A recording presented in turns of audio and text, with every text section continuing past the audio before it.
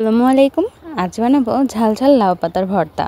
শীতের সকালে গরম ধোয়া ওঠা ভাতের সাথে ঝালঝালি লাউ পাতার ভর্তাটি খেতে খুবই দুর্দান্ত লাগে।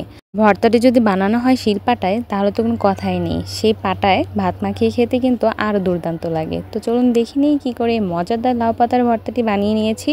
লাউ পাতার এই ভর্তাটি বানানোর জন্য প্রথমেই প্রয়োজন হবে লাউ পাতার। এখানে আমাদের নিজের গাছ থেকে আমি লাউ পাতা নিয়ে এসেছি 7 থেকে 8টি। এই লাউ পাতাগুলোকে এখন প্রসেস করে নিতে হবে। তার জন্য লাউ পাতাগুলোকে এভাবে কেটে এর উপরে যে ছালগুলো রয়েছে তা ছাড়িয়ে পরিষ্কার করে নিতে হবে এবং ছোট ছোট করে ছিঁড়ে নিতে হবে। চাইলে আপনারা কেটেও নিতে পারেন। তো এখানে সবগুলো লাউ পাতাই এভাবে প্রসেস করে ছিঁড়ে নেওয়া হয়ে গিয়েছে। তারপর ধুয়ে একটি কড়াইতে আমি বসিয়ে দিয়েছি। এবার আমি দিয়ে দেবো বাদবাকি উপকরণগুলো। ফার্স্টে এখানে দিয়ে দিচ্ছি রসুন। এখানে আমি দুটো বড় সাইজের দেশি রসুন খোসা ছাড়িয়ে নিয়েছি। তারপর লাউ পাতার ভিতরেই দিয়ে দিয়েছি। তারপর দিয়ে দিয়েছি স্বাদ অনুযায়ী কাঁচামরিচ। তারপর সামান্য একটু লবণ দিয়ে ঢাকনা সহযোগে ততক্ষণ পর্যন্ত রান্না করে নেব যতক্ষণ না পর্যন্ত লাউ পাতাগুলো একদম মিলিয়ে আসে। তারপর ঢাকনাটি খুলে যখন মনে হবে যে লাউ পাতাগুলো একদম মিলে গিয়েছে ওই পর্যায়ে ঢাকনা দিতে হবে না, জাস্ট নেড়ে চেড়ে এরকম শুকনো শুকনো করে নিতে হবে। যখন পানিগুলো একদম শুকিয়ে যাবে ওই পর্যায়ে মাঝখানে একটু জায়গা করে তার মধ্যে সামান্য একটু সরিষার তেল দিয়ে লাউ পাতাগুলো আরও একটু ভেজে নিতে হবে।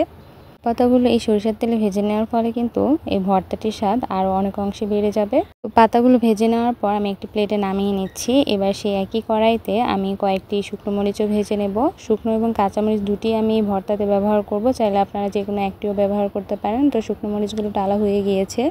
এবার সেই সরিষার তেলই আমি পেঁয়াজগুলো একটু ভেজে নেব। পেঁয়াজগুলো খুব বেশি ভাজতে হবে না, জাস্ট পেঁয়াজের যে পানি রয়েছে তা একটু টেনে আসলেই পেঁয়াজগুলোকে নামিয়ে নেব। খুব বেশি ভাজলে কিন্তু এই ভর্তাটি ভালো লাগবে না। এখানে কিন্তু ভর্তা বানানোর জন্য প্রায় সবগুলো উপকরণই রেডি হয়ে গিয়েছে। এবার আমি ভর্তা বানানোর জন্য শিল পাটাটি প্রথমে ধুয়ে নিয়েছি। তারপর সেই পাটাতে প্রথম শুকনো মরিচগুলো সামান্য একটু লবণ দিয়ে বেটে নিয়েছি। তারপর যে কাঁচামরিচগুলো শাকের সাথে দিয়েছিলাম সেখান থেকে বেছে নিয়ে আগে এই কাঁচামরিচগুলো বেটে নিচ্ছি। তো কাঁচামরিচগুলো বাটা হলে এবার আমি শাক এবং রসুনগুলো এর সাথে বেটে নেব।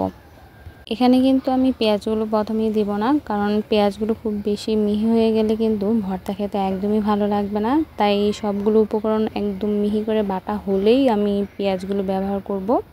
পেঁয়াজ বাদে বাকি সবগুলো উপকরণ বাটা হলে আমি আরও একবার বেটে নেব যাতে করে একদম মিহি হয়ে যায়। তো দ্বিতীয়বার বেটে নেওয়ার পর এবার আমি পেঁয়াজ কুচিগুলো দিচ্ছি। তারপর হালকা করে বেটে নেব। তো পেঁয়াজগুলো হালকা করে বেটে নেওয়া হয়ে গিয়েছে। এবার সবগুলো উপকরণের সাথে খুব ভালো করে মিশিয়ে নিতে হবে। আর এই পর্যায়ে অবশ্যই চেক করে নেবেন যে লবণের প্রয়োজন আছে কি না, প্রয়োজন থাকলে অবশ্যই দিয়ে নেবেন। সবগুলো উপকরণ ভালো করে মেশানোর জন্য আমি হালকা করে আরও একবার বেটে নিচ্ছি। বাস হয়ে গেল মজাদার লাউ পাতার ঝাল ঝাল ভর্তা। এভাবে লাউ পাতার ভর্তাটি বানিয়ে খেলে কতটা যে দুর্দান্ত লাগে তা বানিয়ে খেলেই বুঝবেন। তো ভর্তাটি বানানোর পর আমি অবশ্যই সেই পাটায় ভাত মাখিয়ে খাবো, কারণ পাটায় মাখা ভাত খেতে আমার খুব বেশি ভালো লাগে। দেখতেই পারছেন ভাতগুলো কিন্তু পাতার মতন সবুজ হয়ে গিয়েছে। তো ভর্তাটি ভালো লাগলে অবশ্যই আমার ভিডিওতে লাইক দিবেন এবং আমার সাথে থাকবেন। আল্লাহ হাফেজ।